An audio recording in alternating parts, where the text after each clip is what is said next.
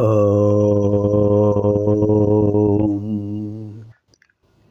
శ్రీ గురుభ్యో నమః. ఓం నమో బ్రహ్మాదిభ్యో బ్రహ్మ విద్యా సంప్రదాయకర్తృభ్యో వంశ ఋషిభ్యో మహద్భ్యో నమో గురుభ్యః. శ్రీరామ్ సమృద్ధి